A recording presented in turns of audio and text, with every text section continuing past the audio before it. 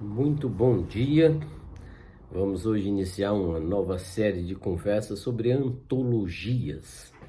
E nós escolhemos para os nossos próximos 3 encontros as antologias de poemas para a infância. E nesse âmbito, a figura exponencial, fundamental, é a poetisa mineira Henriqueta Lisboa.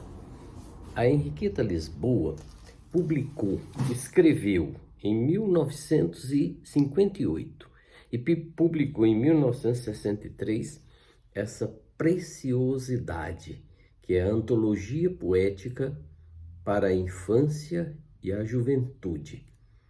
Esse livro é uma edição rara, inclusive eu não tenho. Esse volume é da minha amiga professora Ana Lúcia Maria de Souza Neves, aqui da UEPB.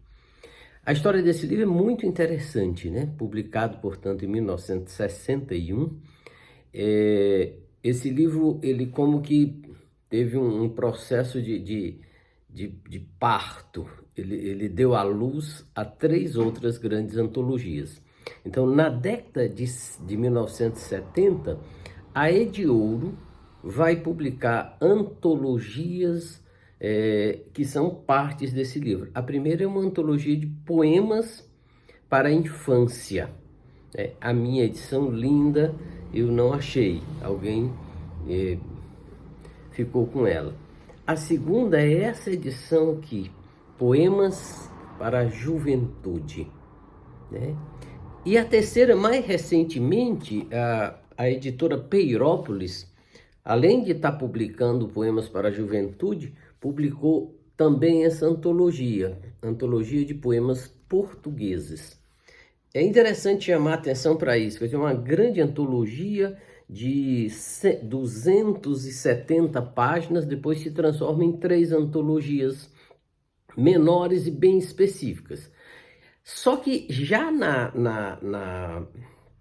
digamos assim, já na introdução que ela faz, e na divisão do livro, no sumário, ela divide em 2 grandes partes. A primeira com poemas para a infância e a segunda com poemas para a juventude. É como se ela já tivesse quase que previsto essa subdivisão. A terceira vão ser os poemas portugueses, que um estudioso vai pegar, eu acho que é o Bartolomeu Campos Queiroz, se eu não estou enganado. Isso. E vai recolher dessa antologia os poemas de autores e autoras portuguesas, que são muito contemplados, Mas depois a gente fala disso. Ora, qual era a ideia da autora? Qual era a sua concepção? Na introdução, ela destaca uma coisa que eu acho da maior importância.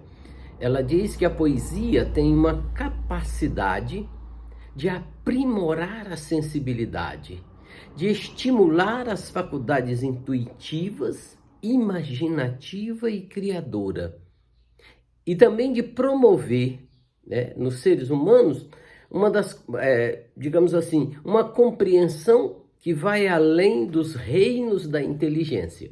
Essa expressão é dela. Eu destaco isso. A poesia aprimora a sensibilidade, a poesia estimula a intuição, estimula a imaginação e também a nossa dimensão criadora. Então, é uma função muito importante que ela atribui à poesia e que, com certeza, são profundamente atuais. Isso aqui a gente compra integralmente, essa ideia. Uma coisa importante também é o critério que ela tem para a escolha. E ela é clara que o grande critério é estético. Ela diz que a poesia, antes de qualquer coisa, é poesia.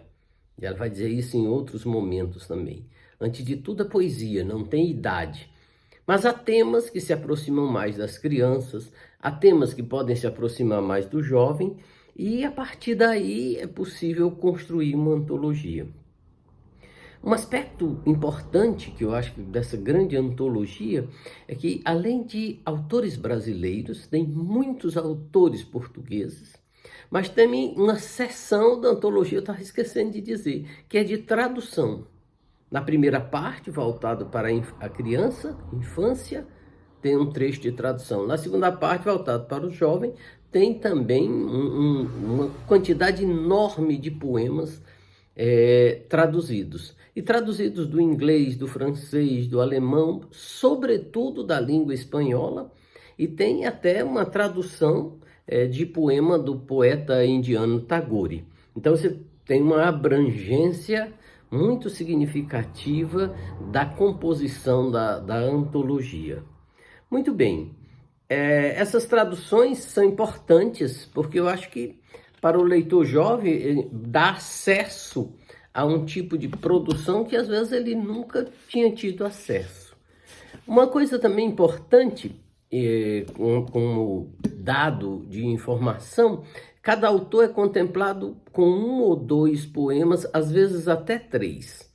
E a antologia tem notas bibliográficas, como elas chamam, muito bem trabalhadas, muito bem organizadas, o que hoje a gente chamaria de referências. E que, portanto, se você quiser ir buscar, pesquisar onde ela buscou suas fontes, ela diz. E ainda pensando na construção da antologia, ela diz textualmente a ordem das escolhas. Então, quando você for encontrar ou essa antiga, ou as mais recentes, da década de 70 para cá, ou as mais contemporâneas do século XXI, publicadas pela Peirópolis, você vê que a antologia tem 65 anos e continua sendo reeditada em modelos diferentes. Você vai ver que ela começa e ela diz, com os modernos. Você vai dizer, mas falta... Sim, ela terminou a antologia em 58. E ela contemplou os contemporâneos dela. Então ela começa pelos modernos, ela mesma diz, depois ela vai para os simbolistas, depois ela vai para os parnasianos e os românticos. E na segunda parte, ela volta e vai ainda aos Árcades, vai ainda ao barroco, que ela não chama barroco, ela chama os clássicos. Então tem essa pegada, né? Ela recolhe da nossa tradição lírica poemas que ela acredita que podem formar essa sensibilidade de que eu já falei no leitor. Bom, agora um depoimento que eu gosto de dar, que eu quero dar, é que eu tive acesso a essa antologia ainda adolescente, exatamente essa edição da Ediouro. No final da década de 70, eu tive acesso a essa antologia. E eu acho que essa antologia, né, Poemas para a Juventude, que tem também uma introdução dela, ela acompanhou esse desmembramento, foi fundamental para a minha pessoa, para a minha formação como leitor, para o meu encanto pela poesia. Foi lá que eu encontrei um dos poemas da Cecília Meirelles, que me acompanham até hoje. Um poema que eu acho que definiu muita coisa da minha vida, da minha percepção de mundo, que é essa beleza que se chama Canção da Tarde no Campo. Ela diz assim: caminho do campo verde, estrada depois de estrada, cercas de flores, palmeiras, serra azul, água calada. Eu ando sozinha no meio do vale, mas a tarde é minha. Meus pés vão pisando a terra que é a imagem da minha vida, tão vazia, mas tão bela, tão certa, mas tão perdida. Eu ando sozinha por cima de pedras, mas a flor é minha.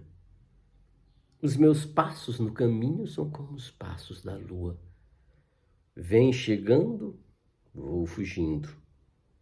Minha alma é a sombra da tua. Eu ando sozinha por dentro de bosques, mas a fonte é minha. De tanto olhar para longe, não vejo o que passa perto. Sob o monte, desço o monte. Meu peito é puro deserto.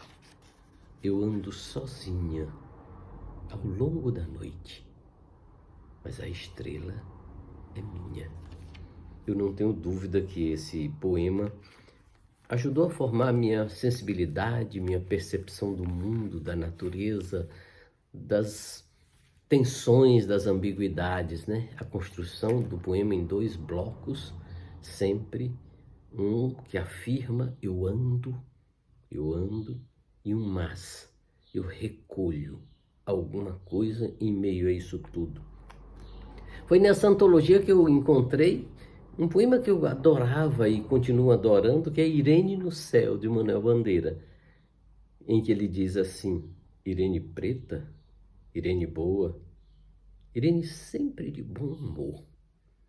Imagino Irene entrando no céu. Licença, meu branco. E São Pedro Bonachão. Entre, Irene.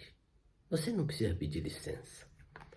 E ainda para encerrar, digamos assim, esse depoimento, foi lá que eu encontrei também um poema, foi lá que eu conheci um tal Fernando Pessoa, que depois foi tomando conta da minha vida em muitos momentos. E foi lá que eu encontrei uma ode do Ricardo Reis, que eu só vim entender bem quem era esse Ricardo Reis, o que eram os heterônimos, no curso de letras no início da década de 80. Mas já conhecia essa ode, que depois eu ouvi pela Maria Bethânia e ela ficou maior ainda do que o que era para mim. Ele diz: para ser grande, ser inteiro, nada teu exagera ou exclui. Sê tudo em cada coisa. Põe quanto és no mínimo que fazes. Assim, em cada lago, a lua toda brilha, porque alta vive. Então, está apresentado a antologia da Henriqueta Lisboa e ela é uma grande poetisa também. Ela deixou uma crítica literária brilhante, inclusive um livro todo voltado para a leitura de poesia, e ela também foi uma tradutora. Então, muito obrigado pela sua participação aqui conosco, pela sua atenção, pelo seu apoio, pela sua divulgação, e eu desejo para todo mundo uma semana aí permeada de poesia. Até a próxima semana com mais uma antologia de poesia, continuando agora de poesia voltadas para crianças e jovens. Bom domingo.